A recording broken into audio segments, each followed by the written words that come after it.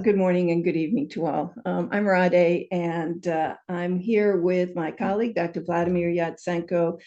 We are both with the LaGrosse Sri Aurobindo Integral Life Center in Fountain Inn, South Carolina. And as most of you know, New Perspectives is also being sponsored by Aro University and Sri Aurobindo Integral Life Center in Surat, India. And Dr. Nimish Joshi, who is head of the business school and coordinator for the Sri Aurobindo Center in Surat, is joining us on the panel today. He is typically with us as an attendee, but today he's graciously agreed to join as the panel. So many of you have heard Dr. Joshi speak several times on New Perspective, and it's very nice today that you're able to join us. So thank you so much, Dr. Joshi.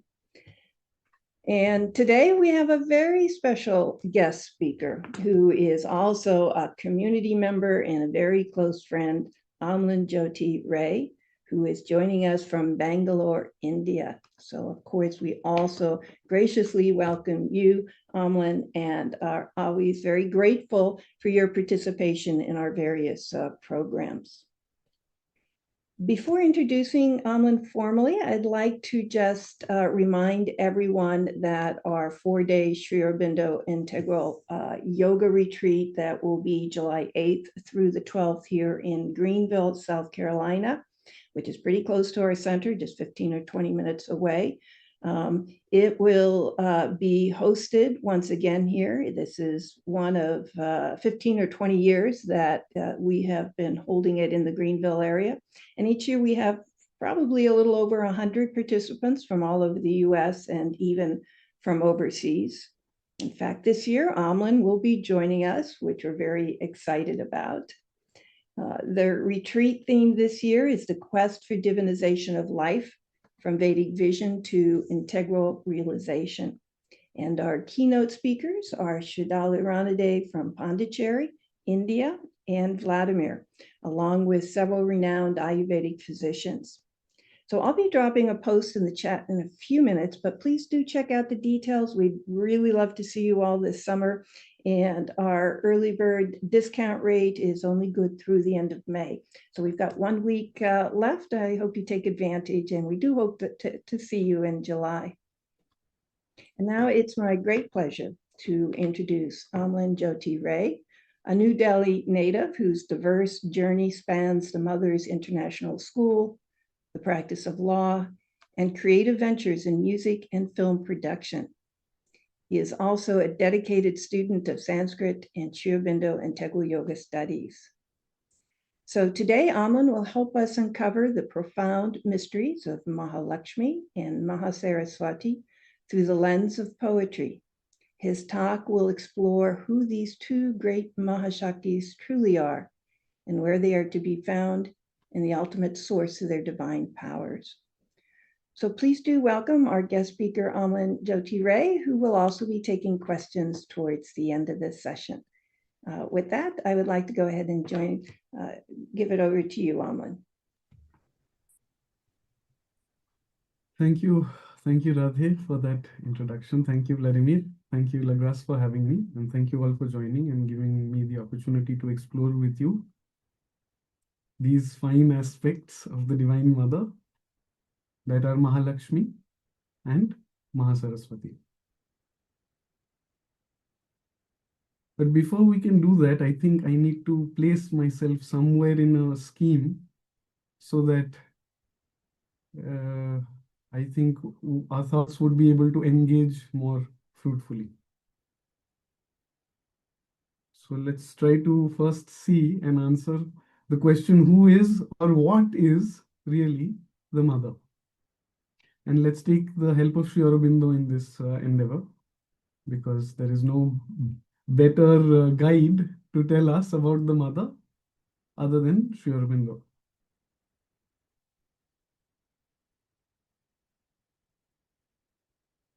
So we are told that the one we adore as the mother is the divine consciousness that dominates all existence. She is one, yet she is so many-sided that not even the quickest mind or the vastest or freest intellect can follow her movement. Yet when we come in touch with this conscious force, we are able to see some of her ways in which she works. Specifically, we see these three ways in which the mother reveals herself.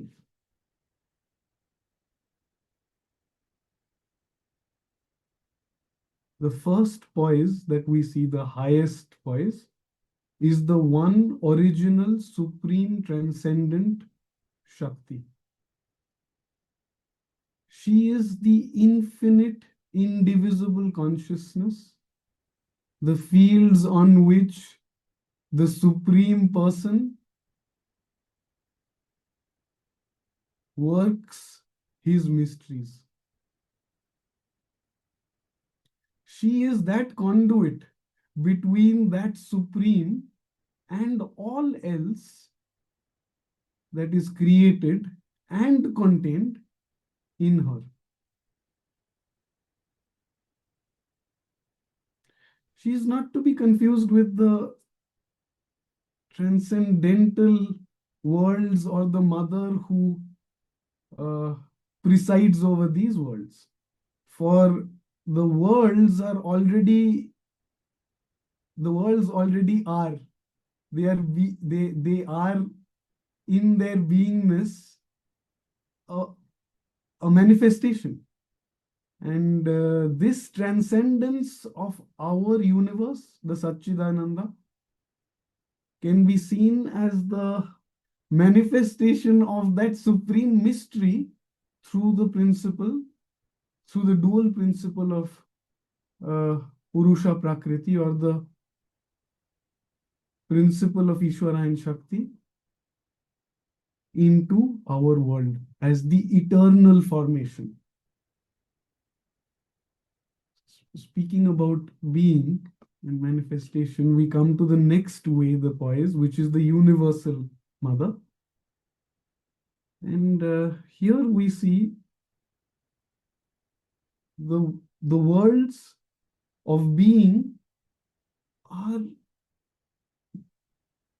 in there are planes upon planes beyond even the reach of our sights, even in the spiritual realm. And of that which we see, we can find in the highest heights the Mahashakti manifest as the unveiled power who stands above the fields of Satchit, Tapas and Ananda. And it is in her that is contained all, and she creates all the worlds, and in her are they all contained. All the creatures are born through her and into her, guided by her and impelled by her. Nearer to our worlds, we see the supramental Mahashakti, where she ranges in the world of the molten golden sun and can be seen as the omniscient will and omnipotent power that brings all supramental light, all the truth life, and all the truth creation.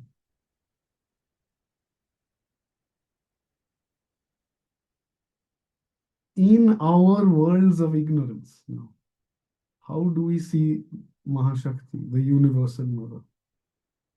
Well, Mahashakti, we are told, stands at an intermediate plane between that supramental consciousness and our worlds of ignorance, which are ascending and descending in nature,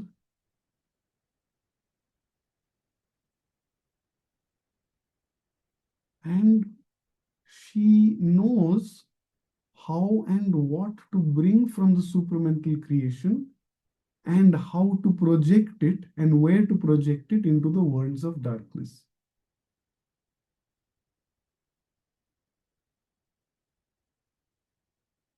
This is sort of a personal look at her. This is her personal manifestation into the worlds of ignorance. But impersonally, she has descended into all to contain all. So all movements of ignorance even are just veiled motions of this impersonally manifested Mahashakti onto the worlds of nescience.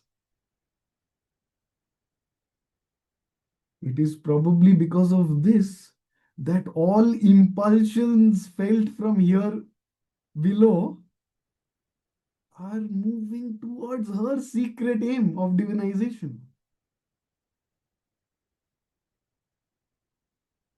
So we see the Mahashakti here in our ignorant worlds, even not just containing all, but impelling and guiding towards herself the whole creation. And of course, now we come to the third way, which is individual. And well, we have to really take a bit of a tangent from Sri Aurobindo because I don't know, he hasn't really spoken very clearly of it in the book, The Mother. So I will take the help of Rig Veda maybe and speak of the dawn. Because you see, what becomes clear right from the top of this transcendent Shakti to these manifestations of Mahashakti all the way down is this one clear power of hers of bringing that supreme down and down and down right till the bottom of things. And this is nothing but the dawn in Rig Veda,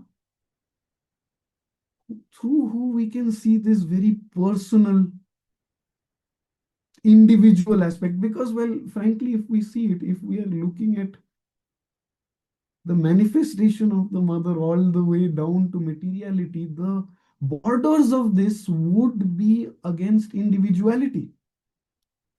So, if I, for instance, to get into the symbol of the dawn, I am looking at the dawn, and the dawn comes to me, and she dawns on me, and she dawns on the one who is standing next to me as well, exactly as he requires, and even on the one standing here. And then she dawns on us together, and the neighborhood, and the locality, and the city, and the country, and the continent, and the world. And as this bound of individuality increases, we can see how maybe the individual melts into the universal slowly. But again, coming back to how we can see her in the individual, I would like to quote the poet Satyashravas Atreya in his poem, his hymn from the fifth mandala. I will just read one verse which would apply here. So he says, Mahe no adya bodhaya usho raye divitmati yatha chitno abodhaya satyashravasi vaye sujate ashvasunrite. It is nice that I quoted the Rig Veda as the first poem in a talk which started out as being about poetry. I'll read out what Sri Aurobindo has, how he has translated it. He says, O dawn, come with all thy splendors of heaven. Awaken us today to the great felicity, even as once thou awakenedst us in the sonhood of the birth of knowledge, in the inspired hearing of the truth. O thy birth is complete. O truth is in the tramp of thy steeds.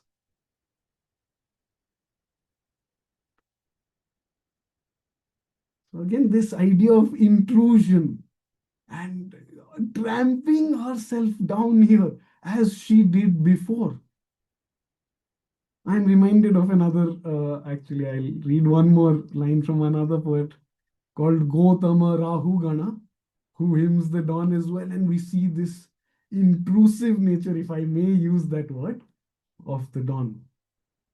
He says, Eta utya ushasa haketum akrata purve aldhe rajaso bhanum anjate nishkrinvana ayudhani iva drishnava pratigavah arushih yanti matara. And Sri Aurobindo translates, Lo, these here are those dawns that create for us the perception.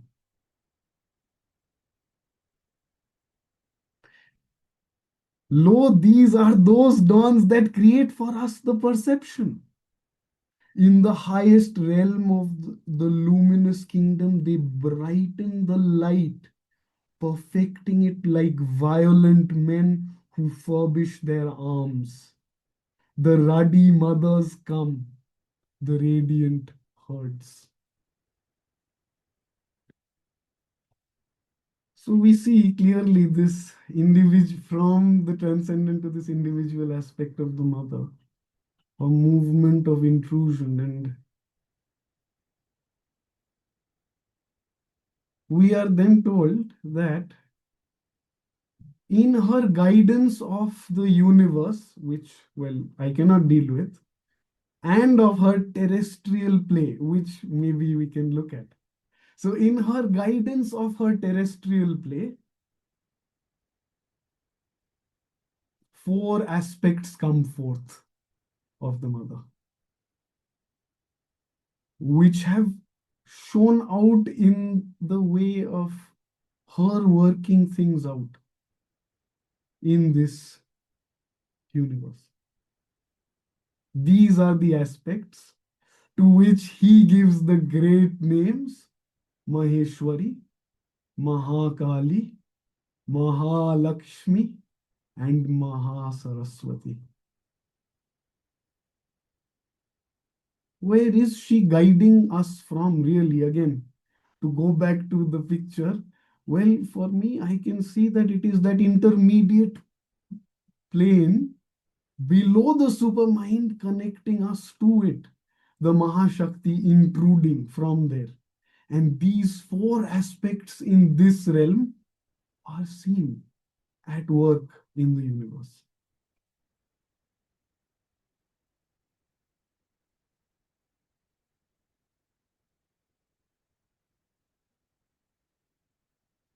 I'd like to maybe use a symbol to sort of help with the picture that is in my mind, because it's hard to paint these pictures through descriptive words. We will see the endeavor of the Mahashakti in this realm as a sewing machine. The supramental Mahashakti could be seen as the seamstress who is working the machine. And we will try to see what we see of the aspects of the mother here. So I can clearly see that the machine itself is a form of perfection in its processes, complete, maybe Mahasaraswati. Then I also see that it has harmony within its processes, so maybe Mahalakshmi. There is rhythm in the working of the machine. There is a cloth, a tapestry woven of maybe the two strings of bliss. Again, I'm reminded of the Rig Veda where we hear Vi tanvate prati bhadraya bhadram, the bliss strung against the bliss. So this maybe here could be that cloth which is again the body or form or soul of Mahalakshmi, and the force of Kali through the needle, piercing it with the thread to make the perfect form which can contain her grace, maybe as it comes down. Maybe I could cross over to Isha Upanishad. Maybe this is the garment by which I am supposed to clothe all this that is moving in this world of motion. How else am I to cover everything with the Lord? With the Lord? How? Maybe I cover it with that bliss that is beaten into perfect form coming down from this Mahashakti. For that bliss is that self-existent bliss, which we are told again by Sri Aurobindo, which is a portion and part of that transcendent and infinite consciousness. For without it, it would not be. Speaking of bliss, I'll segue once more into the impersonal nature of manifestation of the mother. The mother descends, consents to descend into the form of this darkness. And then the world moves. Why does it move? To what is it moving? Knowingly or unknowingly, we all move towards bliss. And it is because of this sacrifice of hers, of putting her bliss into the worlds of ignorance. This is why we move. This is why we perceive beauty everywhere. When I eat or I drink water, I feel satisfied because I want to feel the bliss. If I'm a very greedy person, rich and miserly, I hoard my wealth to buy that nice soft velvet jacket that I can touch and feel so satisfied because it gives me bliss. All forms ultimately moving towards bliss and beauty. But since we took this detour, maybe we should look at Mahalakshmi in this context and make a clear distinction. I would not want to worship Mahalakshmi, sorry, in this fallen form. Or if I am to use an example here, let me see. The power of money, let us say. Why is money so powerful? Well, it is because of the opulence of Mahalakshmi. It is her gold that gives it the value. But what is it really? It is the power to make harmony. I suddenly snatch something from Vladimir, I've taken it away from you. Let me make it good by money or value.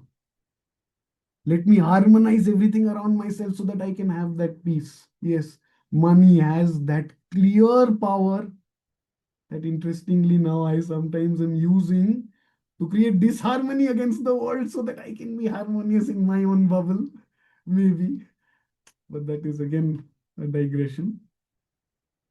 But what I'm trying to say is imagine now if I try to worship Mahalakshmi in money, this would be totally wrong of me to do. I cannot see her there. I can see that yes, it is her power that drives it. And it is for her that I have to win it back. And that has hurt Rusty. But it would be like worshipping the divine, searching for Mahalakshmi and beauty, which is there everywhere. Everywhere it is there. But searching for her, Mahalakshmi, and trying to worship her in these forms would be very difficult for me because there are too many mixtures already. What I am looking at is the Mahalakshmi that is coming from that realm. And now let me segue into poetry, because maybe we can hold that form a little better. But before going into poetry, I would like to speak in brief about what it is. Poetry, let me just say at the outset, could be seen as the pinnacle, the summit of language. And language is nothing but symbols. even in its smallest constituents, it symbolizes, it is a term, literally, it is a term or a symbol for something. So actually, maybe I would like to think about the symbol a little bit and see what it is and how it is constituted. So Sri Aurobindo again, turning to him, he tells us that this whole universe is a symbol of consciousness. Everything in it is symbolic of consciousness. But it is torn from it. There is clear gap. I am saying something, like Vladimir will say, I will say bottle and I will hold the bottle, and they are two separate things, clearly. Where do they join? So let us look at it in brief. I will posit that the symbol is forged and created in the molten golden world of the sun, the supermind. Here, the word and meaning are together. In the beginning, there was the word, and the word was God, and the word was with God. It is one and the same. All is in that state of fluid, golden, creative, lively being. Created there, it first appears in the highest regions of our skies, almost where we can see the Mahashakti, if you remember, as the intermediate between our worlds of ignorance and the supermind. Somewhere the overmind touches the membrane of the sun, right? Somewhere there is the touch. So right beyond this, the symbol first appears, and its appearance points to the gap. Because it is a symbol and it has appeared, it is pointing in its own way to something else. But here, because it has just appeared, its two constituents, its word and meaning, remember keenly that they come from the same place. So they are still connected to the truth of that oneness. This is probably why in integral yoga we find if one rises, if and when one rises to those higher planes of our mind, we find that equality. Because here all symbols remember and know, oh, I came from the supermind. And there we are one and the same. Not just we are one and the same, that which I point to and that which I am are the same. And as it descends slowly into our atmosphere, the gap widens to a gulf. And by the time it reaches our mind, we can only grapple with the symbol as an ideal and idea or some sort of reason. By the time it reaches our vital, it is the impulsions of the vital, it is felt in those terms. And finally, well, once it reaches the material, we have the word bottle, or Mahakali, or Kali, let us say. And I'll go to a temple where I will see the stone form of Kali, the material Kali. That is the stone, that is the form in which, well, she is symbolized. Is she there? Yes, if I know the language of the symbols, yes, maybe she will be there.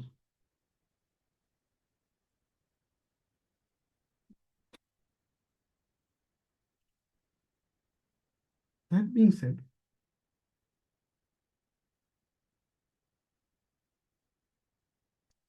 when we look at the appearance of symbols in that plane that I was describing right above, we see that it appears in some sort of rhythmic motion.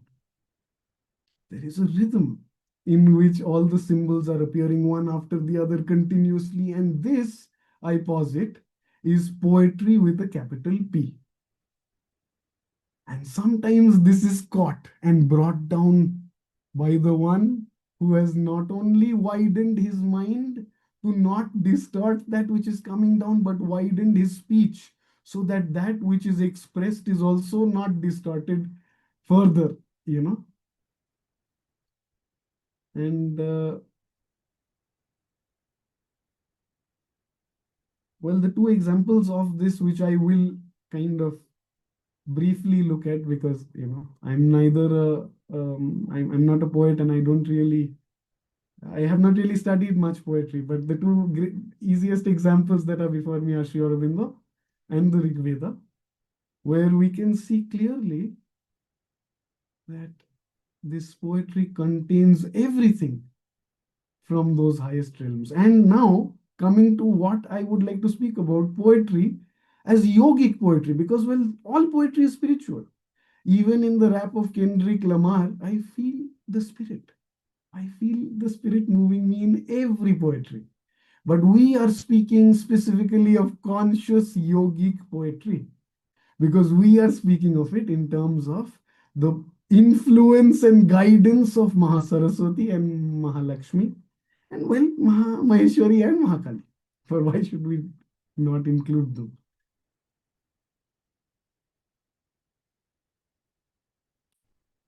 So,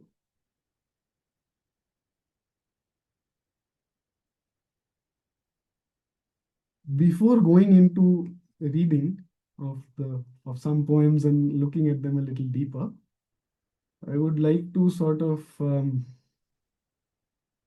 end by end my talk part of the presentation um,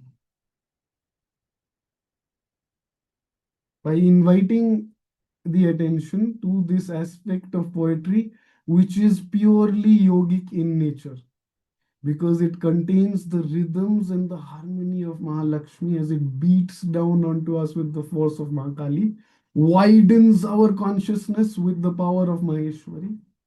And frankly, if we hold on to it, we see its continuous, incessant flow, which is the sign of Mahasaraswati, building us towards perfection. So, that being said, I think I would first like to start with uh, reading some. I will not read entire poems from the Rig Veda, because most of us don't understand Sanskrit.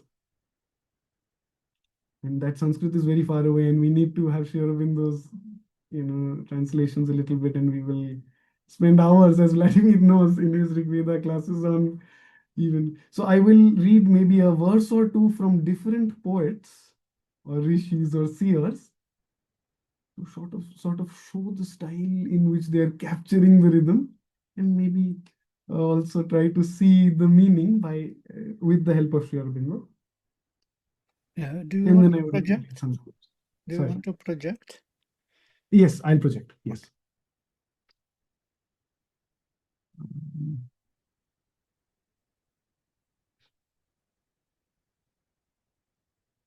Yes.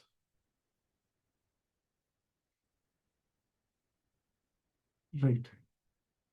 So I will start with the poem of well, actually, in fact, before beginning, I would like to speak about our mother. How can we not speak about our mother before we get into it? So when I was thinking about the dawn, it's exactly that for me, because she deals with us all exactly as we need, does not break anything, is always soft, is always present.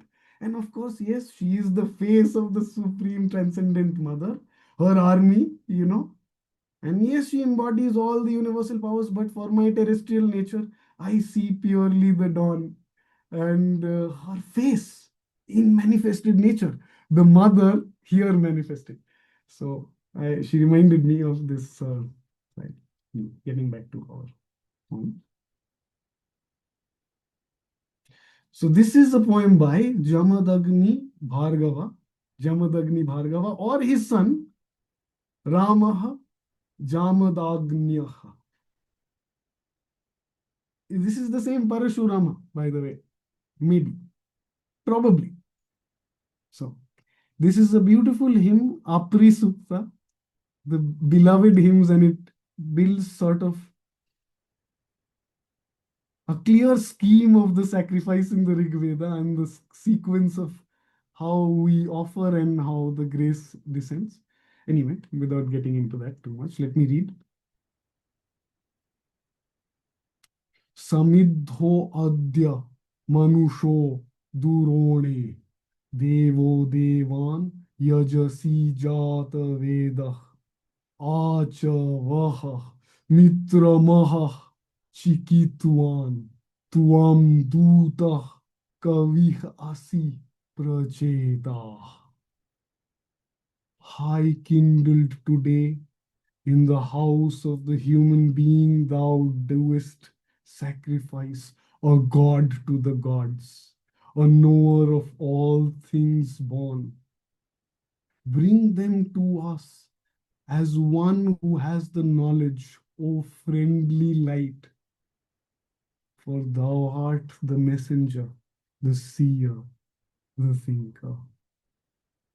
I'll read one more in this beautiful rhythm.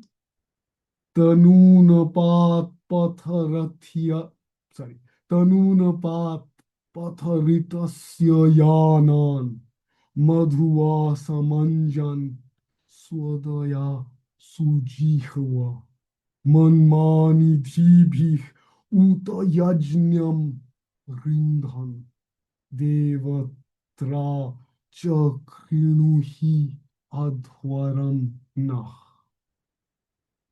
O Son of the body, revealing the paths of our journeyings to the truth, make them sweet with the wine of delight.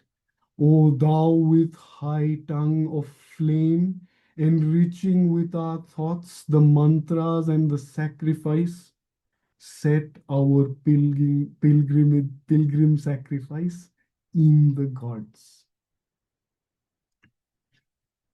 I will now read another Rishi, Gritsamada Bhargava, very ancient Rishi, very favorite Rishi of mine. This is in the meter Jagati, slightly different. So I will read. Tuam agne dyubhi, tuam ashu shukshani, tuam atbhyah, tuam ashmanaspari, tuam vanebhyah, tuam oshadhibhyah, tuam nrnam nrpate jayase shuchi.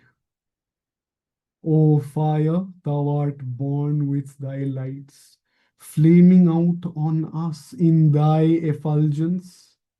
Thou art born from the waters and around the stone. Thou art born from the forests and born from the plants of the earth. Pure art thou in thy birth, O Master of man and his race. I will read one more, because in this hymn we see Agni's journey as all the gods. He is here in nature, in the deepest nature you will see, and then he will be there in man as the caller, as the different priests in the next one. So Gritsamada says, Tava Agne Hotram, Tava Potram Ritviyam, Tava Neshtram, Tvam Agnit Ritayatah, Tava Prashastram, Tvam Adhvariyasi, Brahma Cha Asi Grihapati Cha Nodame. O fire, thine are the call and the offering, thine the purification and the order of the sacrifice, thine the lustration. Thou art the fire bringer for the seeker of the truth. The annunciation is thine. Thou becomest the pilgrim rite. Thou art the priest of the word and the master of the house in our home.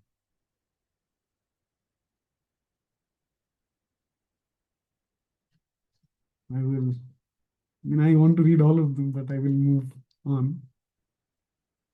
This is another uh, very ancient rishi, and their language is very different, but very, very simple somehow, very easily graspable.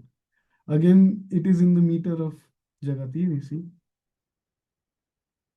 Vedi Shade Priya Dhamaya Sudyute Dhasim Iva Prabhara Yonim Agnaye Vastreneva Vasaya Manmana Shuchim Jyotiratham Shukravarnam Tamohanam. Offer like a secure seat that wombed to Agni, the utterly bright, who sits upon the altar and his abode is bliss. Clothed with thought, as with a robe, the slayer of the darkness, who is pure and charioted in light, and pure bright of hue.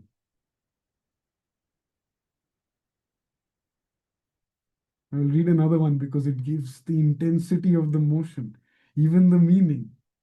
Abhi dvijanma trivrid annam rijyate samvatsare vavridhe jagdhami punah anyasyasa jihvaya jeniyo vrisha anyenyena vaninaha mrishta varana. The twice-born Agni moves intense about his triple food.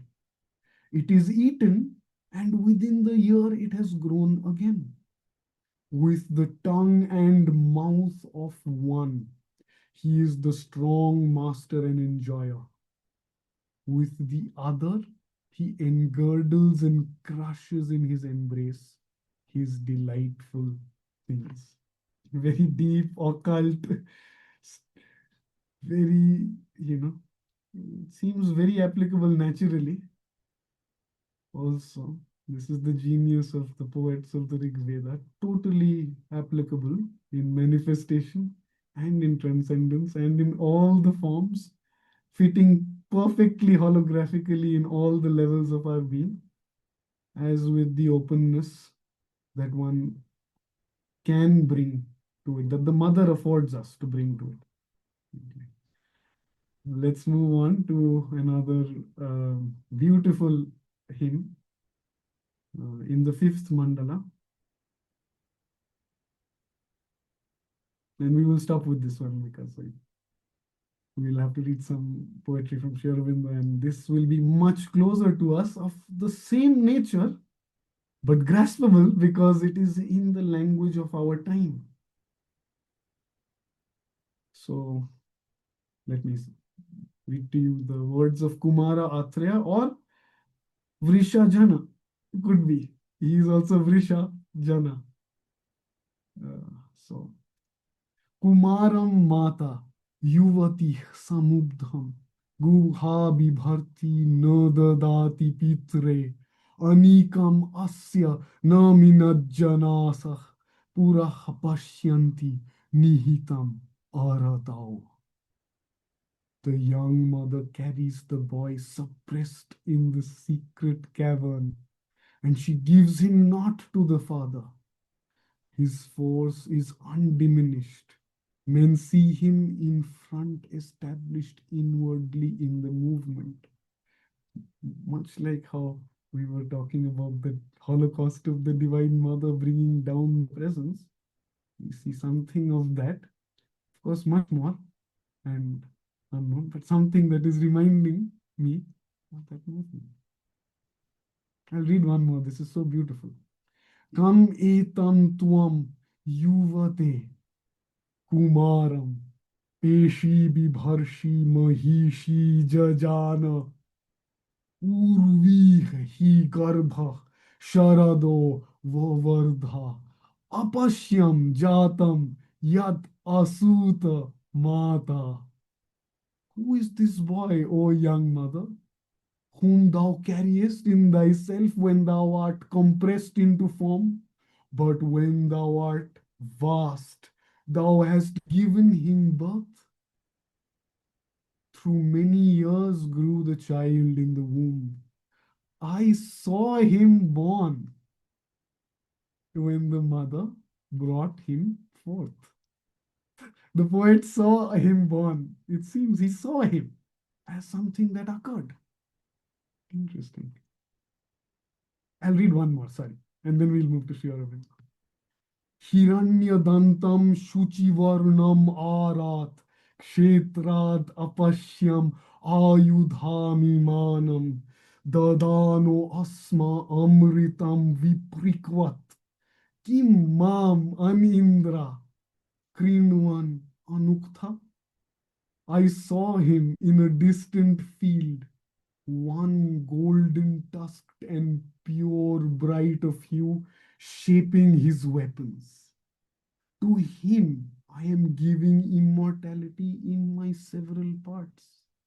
And what shall they do to me, who possess not Indra and have not the word? Right. So with that, I will move to with Sri Aurobindo.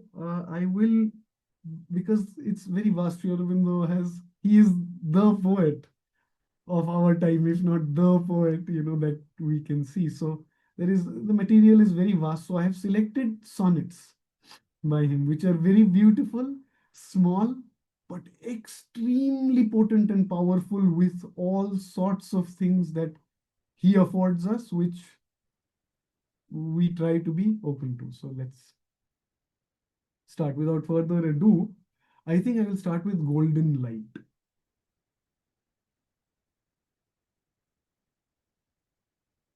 Thy golden light came down into my brain, and the grey rooms of mind sun-touched became a bright reply to wisdom's occult plane, a calm illumination and a flame. Thy golden light came down into my throat, and all my speech is now a tune divine, a paean song of thee, my single note.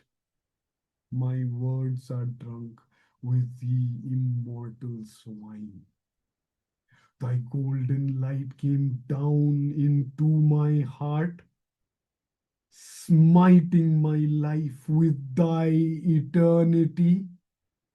Now has it grown a temple where thou art, and all its passions point towards only thee. Thy golden light came down into my feet. My earth is now thy playfield and thy seat.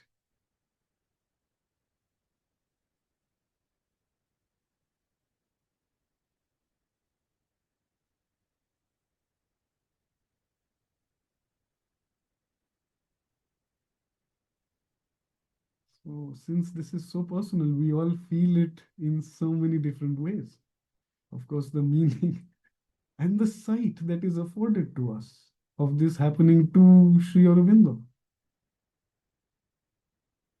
As he sees this, or this is the word of illumination. And somehow we feel its rhythms beating the meaning into us.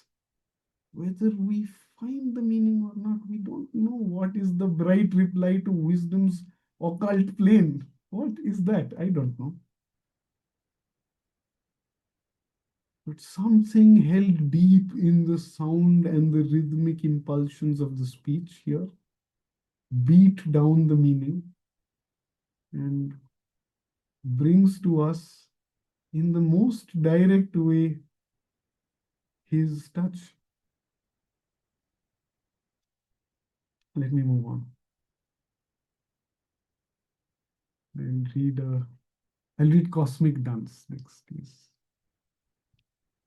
Two measures are there, of the cosmic dance. Always we hear the tread of Kali's feet, measuring in rhythms of pain and grief and chance, life's game of hazard, terrible and sweet.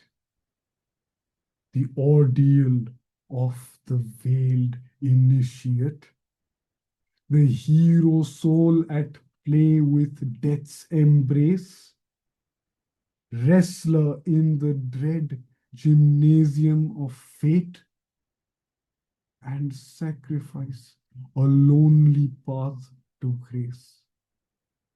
Man's sorrows made a key to the mysteries, truth's narrow road out of time's wastes of dream, the soul's seven doors from matter's tomb to rise, are the common motives of her tragic theme. But when shall Krishna's dance through nature move? His mask of sweetness, laughter, rapture, love.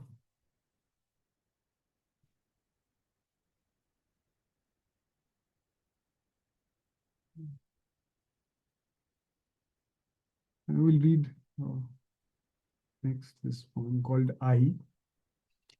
This strutting I of human self and pride is a puppet built by nature for her use and dances as her strong compulsions bid, forceful, feeble, brilliantly obtuse. Our thinking is her leap of fluttering mind. We hear and see by her constructed sense. Our force is hers, her colors have combined. Our fly upon the wheel magnificence. He sits within who turns on her machine.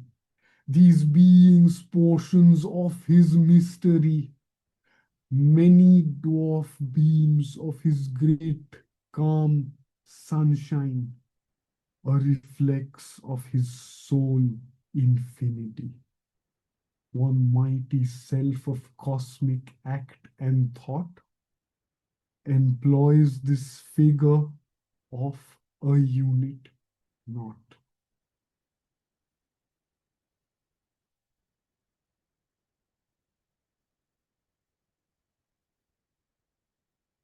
I think I will read just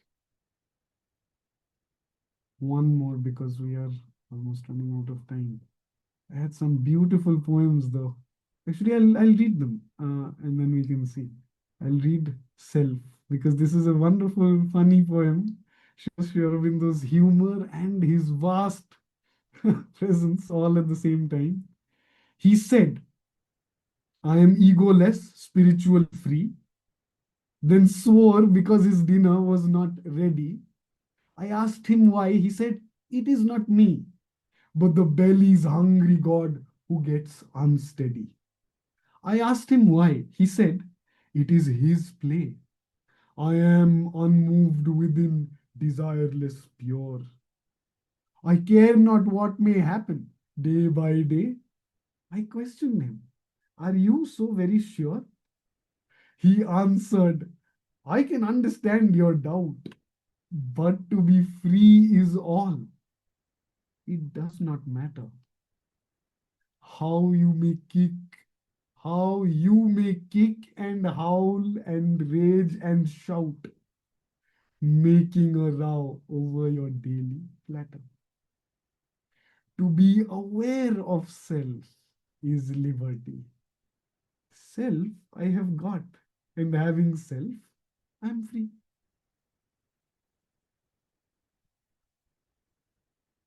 I'll read Divine Hearing. All sounds, all voices have become thy voice.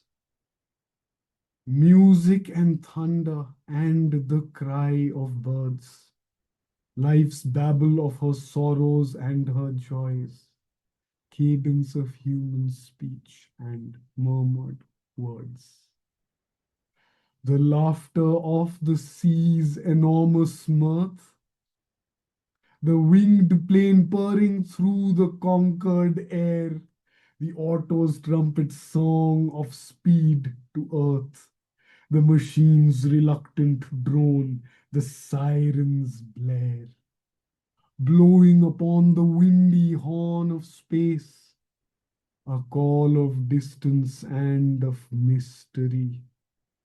Memories of sun-bright lands and ocean ways, all now are wonder tones and themes of thee. A secret harmony steals through the blind heart, and all grows beautiful because thou art.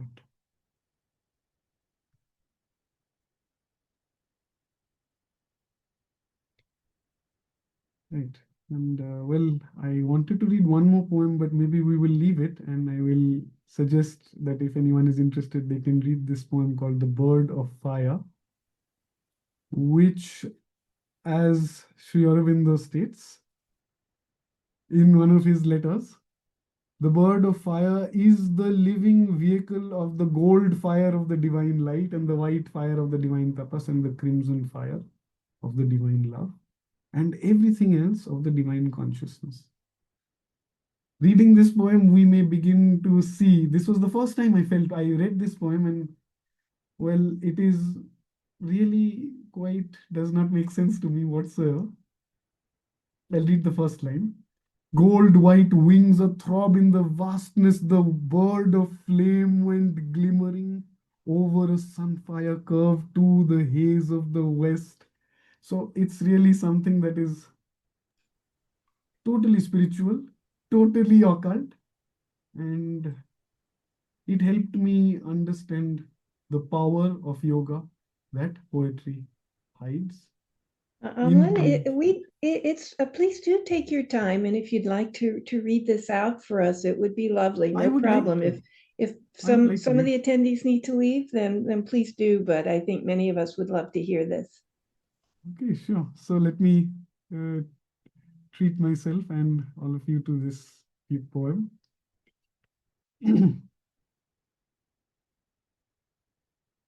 Gold white wings, a throb in the vastness, the bird of flame went glimmering over a sunfire curve to the haze of the west, skimming a messenger sail, the sapphire summer waste of a soundless, wayless, burning sea. Now in the eve of the waning world, the color and splendor returning, drift through a blue flicker air back to my breast. Flame and shimmer staining the rapture white foam vest of the waters of eternity.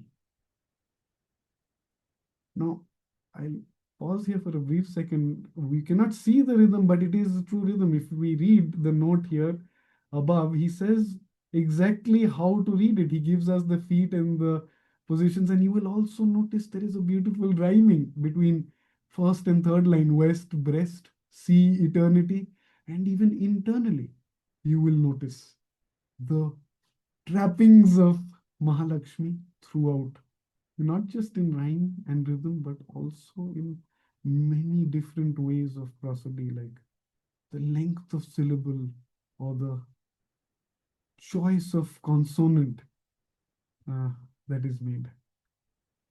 Sorry for interruption.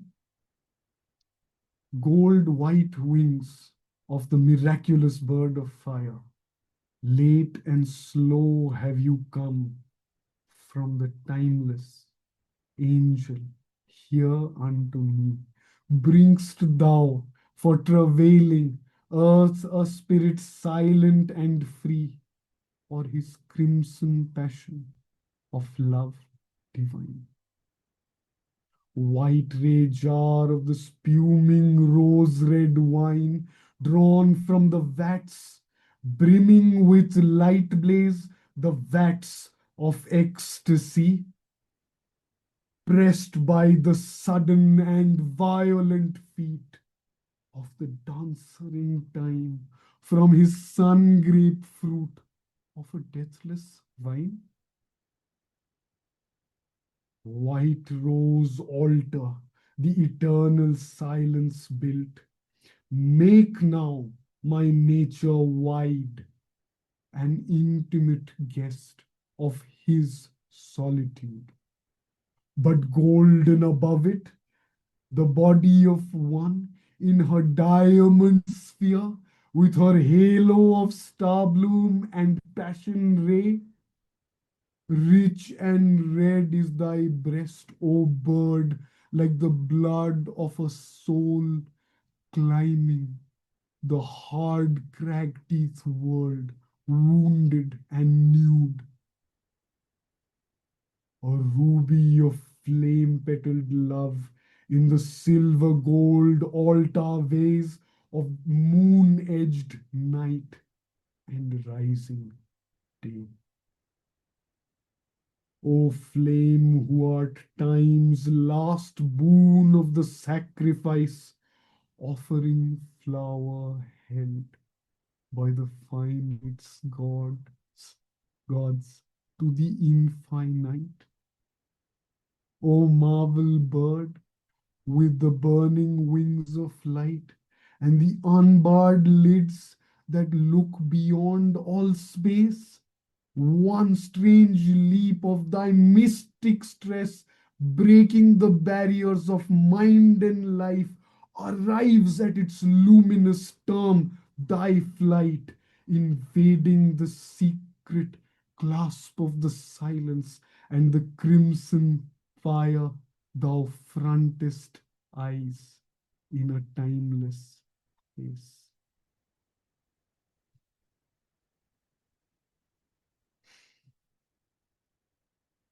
With that, I think I will end my presentation. Thank you very much.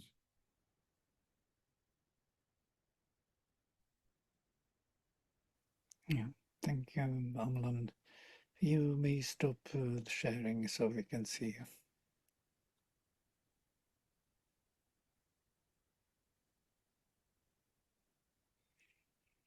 Wonderful. If there are questions, I would say that this is the most interesting presentation of a long time to look at the word and poetry as manifestation of these powers of Mahashakti. Yeah?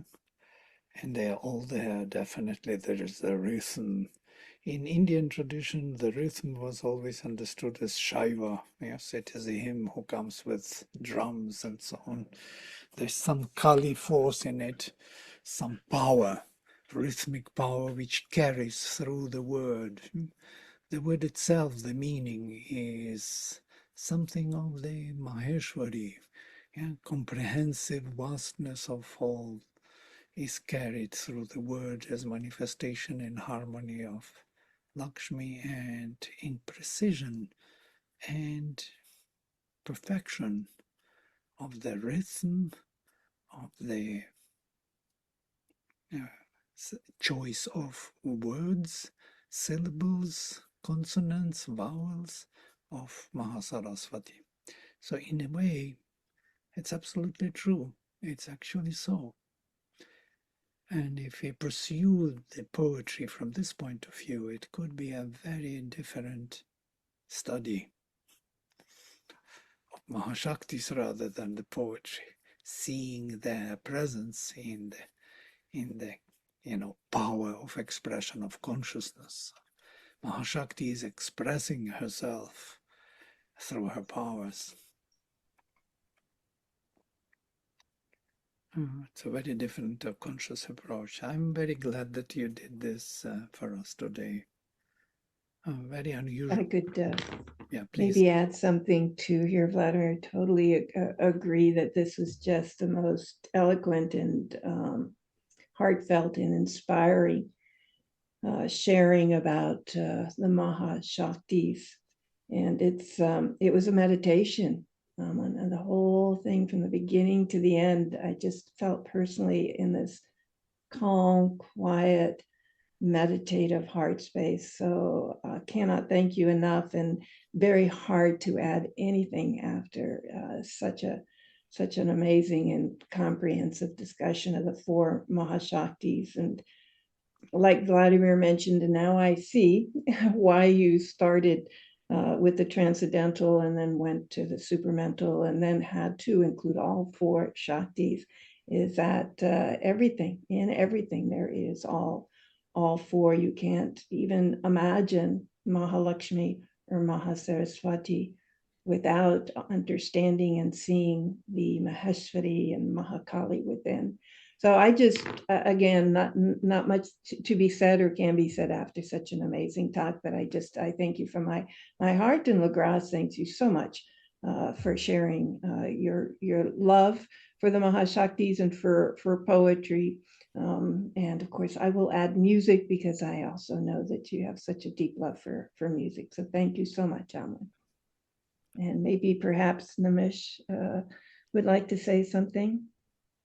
Yeah, this is for the first time I found so interesting connect from the Rig Veda and the selected poetries of Rabindra. It was just touching, amazing, and taking you to your different levels of experiences. Thank you, Amlan, for a wonderful choices of Veda Suktas and the selected poetries. We all enjoyed. Thank you. So there is an enjoyment of Mahalakshmi here also. And there are, Suchitra says that's so beautiful. Shri Aurobindo's magnificent poetry in Amla's voice. Thank you. Bill Copeland says, thank you very much. A great way to begin a great day. With the dawn, yes, dawning upon us. Thank you, Amlan. If you have anything to, well, there is nothing much to add anyway after such a presentation, but if you want to send the message on the top of this wonderful interaction with us, then this is the time. No message really, just that there is a love and beauty in the poetry of Sri Aurobindo that is accessible to all who read it, and may it be more and more accessible, because more of us who read it, we are consciously containing the beating down of the rhythms of the mother and doing the work.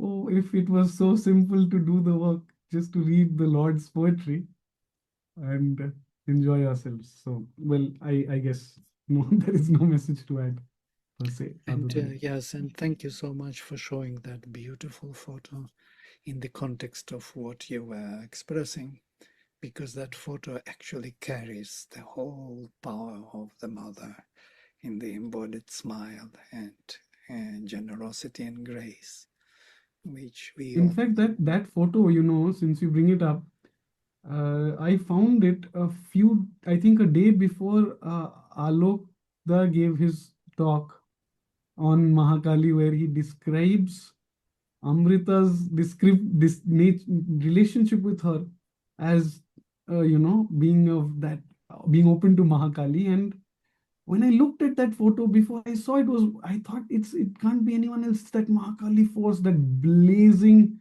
eyes. And then he said, and it's Amrita over there, say, taking something from her, and that day I heard Alokda say that, about this Mahakali connection with Amrita, and it's very interesting. Yes, the photos of the mother really do have that power.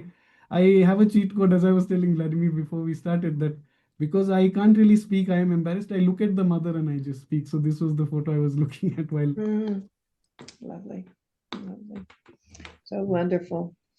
Well, thank you again. I want to thank all the participants for being here and staying with us through this. That last poem was a must to share, Amlan. So I'm glad you took the time to do that. So thank you so much again, and have a lovely weekend. Yeah. Namaste. Namaste.